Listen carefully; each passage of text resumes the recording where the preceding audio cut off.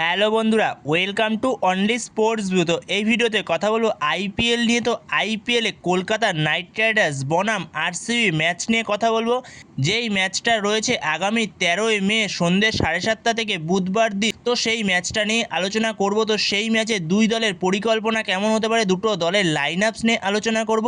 এছাড়া দুটো দলের শক্তি ও দুর্বলতা কোথায় রয়েছে তো সেই বিষয়েও জেনে নেব, এবং এর পাশাপাশি এই ম্যাচটা কোন দল জিততে পারে তো সেই বিষয়েও আলোচনা করে নেব, আর পয়েন্টস টেবিলটাও একটু দেখে নেব। তো ভিডিওটি সবাই শেষ পর্যন্ত দেখতে থাকো, আর চ্যানেলে নতুন হয়ে থাকলে চ্যানেলটি সাবস্ক্রাইব করে পাশে থাকা বেল আইকনটিকে অন করে পাশে থেকো। তো আগামী 13ই মে সন্ধ্যে 7:30 থেকে বুধবার দিন মুখোমুখি হচ্ছে কলকাতা নাইট রাইডার্স বনাম আরসিবি রয়্যাল চ্যালেঞ্জার্স ব্যাঙ্গালোর। তো এই মরশুমে প্রথম মুখোমুখি হচ্ছে এই দুটো দল, যেখানে এই মরশুমে এখনও পর্যন্ত এই দুটো দল একবারও মুখোমুখি হয়নি, একটাই ম্যাচ পড়েছে। তো এটাই তাদের ফার্স্ট ম্যাচ এই আইপিএল 2026 মরশুমে। তো সেখানে দুটো দল বর্তমান সময় ভিন্ন জায়গায় রয়েছে, যেখানে আরসিবি বর্তমান সময় টপ অফ দ্য টেবিল রয়েছে, যেখানে আরসিবি 11 ম্যাচে 14 পয়েন্ট নিয়ে তারা অলরেডি 1 নম্বরে রয়েছে। আর উল্টো দিকে কেকেআর রয়েছে বর্তমান সময় 7 নম্বরে পয়েন্টস টেবিলে, যেখানে কেকেআরের পয়েন্ট হলো 10 ম্যাচে 9, যেখানে আরসিবির কাছে এই ম্যাচটা নিয়ে মোট 3টে ম্যাচ রয়েছে। তো সেখানে আরসিবি 3টের মধ্যে 2টো ম্যাচ জিতে গেলে আরসিবি ইজিলি কোয়ালিফাই করে যাবে। কিন্তু কেকেআরের জন্য ইকুয়েশনটা হলো কেকেআরকে এখন সবকটা ম্যাচ জিততে হবে, যে 4টে ম্যাচ পড়ে রয়েছে লাস্ট। তো সেই 4টে ম্যাচে 4টেই জয় তুলতে হবে কেকেআরকে যদি প্লে অফসে কোয়ালিফাই করতে হয়। তো সেক্ষেত্রে কেকেআরের পয়েন্ট হবে গিয়ে 17। তো সেক্ষেত্রে কেকেআর প্লে অফসে কোয়ালিফাই করতে পারবে। আর যদি বর্তমান সময় আইপিএলের পয়েন্টস টেবিলটা দেখা যায় তো সেটা দারুণ জায়গায় রয়েছে। পয়েন্টস টেবিলটা দুরন্ত জমে উঠেছে পয়েন্টস টেবিল, যেখানে 1 থেকে 7 নম্বর টিম অবধি প্রত্যেকটা টিমই আইপিএল প্লে অফসে কোয়ালিফাই করতে পারে। তো সেরকম পজিশানেই রয়েছে প্রত্যেকটা টিমই, যেখানে লখনৌ সুপার জায়ান্ট আর মুম্বাই ইন্ডিয়ান্স তারা অফিসিয়ালি ছিটকে গেছে এখনও পর্যন্ত। এছাড়াও দিল্লি ক্যাপিটালসের হাতে কিছুটা সুযোগ রয়েছে, কিন্তু দিল্লি ক্যাপিটালসও বলা যেতে পারে অফিসিয়ালি ছিটকে গেছে, কারণ দিল্লি হাইয়েস্ট পৌঁছাতে পারবে 14 পয়েন্টে। তো 14 পয়েন্টে কোনোভাবেই সম্ভব হবে না প্লে অফস, যেখানে অলরেডি 3টে টিম 14 পয়েন্টে দাঁড়িয়ে রয়েছে। তো সেখানে কোনোভাবেই সম্ভব নয় 14 পয়েন্ট নিয়ে কোয়ালিফাই করা, যেখানে 1 থেকে 7 নম্বর টিম পর্যন্ত যে কোনো টিম আইপিএল প্লে অফসের জন্য কোয়ালিফাই করতে পারে। তো সেরকম পজিশনেই রয়েছে আইপিএল পয়েন্টস টেবিলটা, কারণ প্রত্যেকটা টিমই 14, 13, 12 পয়েন্টে বা 9 পয়েন্টে 10 পয়েন্টে দাঁড়িয়ে রয়েছে। তো সেখানে যে কোনো টিম কোয়ালিফাই করার সুযোগ রয়েছে। তো সেখানে যদি দুটো টিমের বর্তমান সময় ফর্ম দেখা যায় তো সেখানে লাস্ট ম্যাচটা আরসিবি জয়লাভ করেছে মুম্বাই ইন্ডিয়ান্সের সঙ্গে একবারে শেষ বলে গিয়ে। তো সেক্ষেত্রে আরসিবি বর্তমান সময় 1 নম্বরে চলে গেছে, সেই কারণে 14 পয়েন্ট নিয়ে। আর উল্টো দিকে কেকেআর রয়েছে 7 নম্বরে 10 ম্যাচে 9 পয়েন্ট নিয়ে। তো কেকেআরকে তো সবকটা ম্যাচ জেতা ছাড়া কোনো উপায় নেই, সবকটা ম্যাচ জিততেই হবে কেকেআরকে, যে লাস্ট 4টে ম্যাচ পড়ে রয়েছে। তো সেখানে যদি বর্তমান সময় ফর্মের দিক থেকে বিচার করা যায় তো সেক্ষেত্রে কেকেআর কিছুটা এগিয়ে থাকবে ফর্মের দিক থেকে, কারণ কেকেআর লাস্ট 4টে ম্যাচ দুরন্ত খেলেছে, যেখানে লাস্ট 4টে ম্যাচে দুরন্ত বোলিং করেছে কেকেআর। সবথেকে বড় কথা, বোলিংটা দারুণ করেছে কেকেআর লাস্ট 4 ম্যাচে। এছাড়া আরসিবিও তাদের লাস্ট ম্যাচ জিতে আসছে। তো সেখানে এই ম্যাচটা 50-50 ম্যাচ বলা যেতে পারে। দুটো টিমই যথেষ্ট ভালো টিম, যেখানে আরসিবি টিমটাও যথেষ্ট ভালো, যথেষ্ট ব্যালেন্স রয়েছে আরসিবি টিমটার মধ্যে।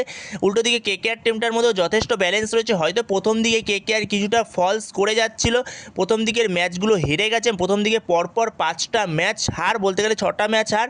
তো সেক্ষেত্রে তারপরে কামব্যাক করেছে কেকেআর। তো সেখান থেকে দুরন্ত একটা কামব্যাক দেখা গেছে, পরপর 4টে ম্যাচে জয়। তো সেখানে এই ম্যাচটা 50-50 বলা যেতে পারে, কিন্তু কিছুটা হলেও কেকেআরের দিকে এগিয়ে রাখবো, কারণ কেকেআর লাস্ট 4 ম্যাচে 4টে জয় পেয়েছে, যেখানে কিছুটা হলেও কেকেআরকে এগিয়ে রাখা যায়, কারণ কেকেআর লাস্ট 4 ম্যাচে 4টেই জয় পেয়েছে। তো তাদের কনফিডেন্সটা একটু ভালো জায়গায় রয়েছে, আরও বেটার জায়গায় রয়েছে কনফিডেন্সটা। তো সেখানে যদি এরপরে দুটো দলের কীরকম লাইন আপস নিয়ে নামতে পারে এই ম্যাচেও, তো সেই বিষয়ে যদি আমরা আলোচনা করি তো সবার প্রথমে যদি আরসিবি টিমকে নিয়ে আলোচনা করি তো আরসিবি তাদের লাইন আপ সেম টু সেমই থাকবে।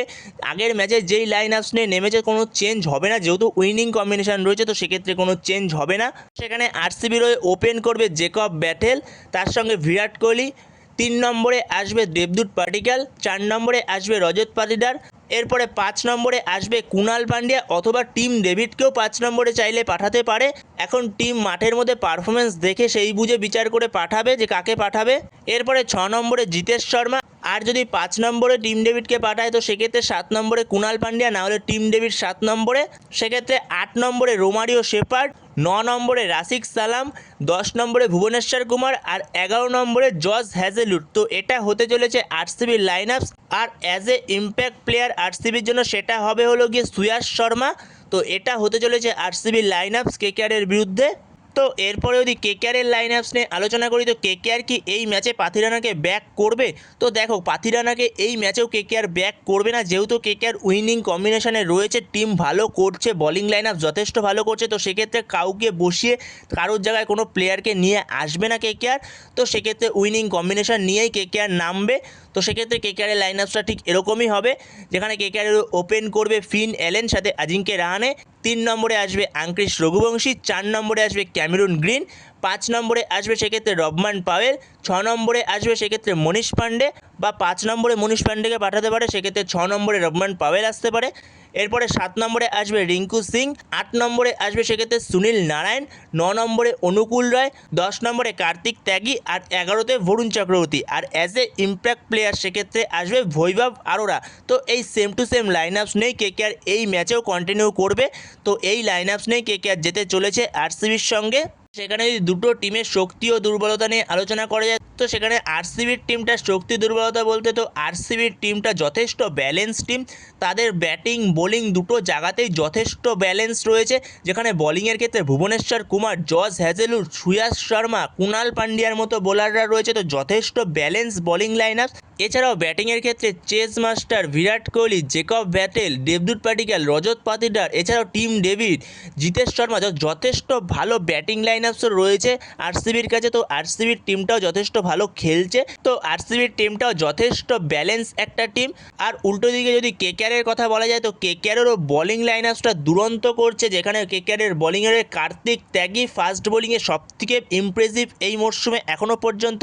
এছাড়াও কেকেআরের দুটো স্পিনার বরুণ চক্রবর্তী ও সুনীল নারায়ণ, তারা তো ম্যাচ উইনিং পারফরমেন্স যেভাবে বোলিং করে যাচ্ছে ম্যাচের পর ম্যাচ, দুরন্ত বোলিং করছে। প্রথম দিকে তারা কিছুটা ছন্দে ছিল না, তারপরে তারা ছন্দে ফিরেছে, তারপরে দুরন্ত বোলিং করছে দুটো স্পিনার। এছাড়াও তার সাথে অনুকূল রয়কে ভুলে গেলে চলবে না, অনুকূল রয় দুরন্ত ইম্প্যাক্ট রাখছে টিমটার মধ্যে।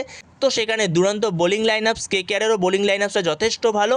তো এরপরে যদি ব্যাটিংয়ের কথা বলা যায় তো ব্যাটিংটা কিছুটা কেকেআরের স্ট্রাগল করছিল, কিন্তু বর্তমান সময়ে ব্যাটিংটাও যথেষ্ট ভালো করছে। লাস্ট ম্যাচে যথেষ্ট ভালো করেছে ব্যাটিংটা, হয়তো দুটো আউটই লাক খারাপের জন্য হয়েছে আগের ম্যাচে, যেটা আজিঙ্কে রাহানে বা আঙ্ক্রিশ রঘুবংশী যে দুটো আউট হয়েছিল তো লাক খারাপ ছিল সেটাই বলা যেতে পারে।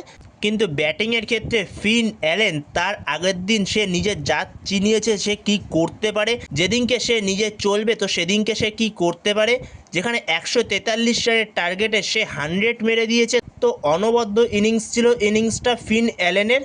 দুটো টিমই যথেষ্ট ভালো টিম। তো সেখানে দেখা যাক শেষ অবধি ম্যাচটা কোন দল জয়লাভ করে। তো কেকেআরের জন্য প্রত্যেকটা ম্যাচই খুব গুরুত্বপূর্ণ, ম্যাচ বাই ম্যাচ কেকেআরকে এগোতে হবে। তো কেকেআরকে নিজেদের 100% দিয়ে ম্যাচটা জিততেই হবে, ইডেনে ঘরের মাঠে ম্যাচ। তো বন্ধুরা, তোমাদের কি মনে হয় কেকেআর কি কোনো চেঞ্জ করতে পারে এই ম্যাচে? কেকেআরের ম্যানেজমেন্ট কি কোনো চেঞ্জ করতে পারে? পাঠিরানাকে কি নিয়ে আসতে পারে? তোমাদের এ বিষয়ে কি মতামত তো অবশ্যই কমেন্ট বক্সে জানিও। তো এই ভিডিওতে এই পর্যন্তই। তো এই ভিডিওতে এই আপডেটগুলো নিয়ে আলোচনা করার ছিল। তো ভিডিওটি ভালো লাগলে অবশ্যই লাইক, শেয়ার, সাবস্ক্রাইব করতে ভুলো না। তো নেক্সট ভিডিওতে দেখা হচ্ছে, ততক্ষণের জন্য বাই বাই।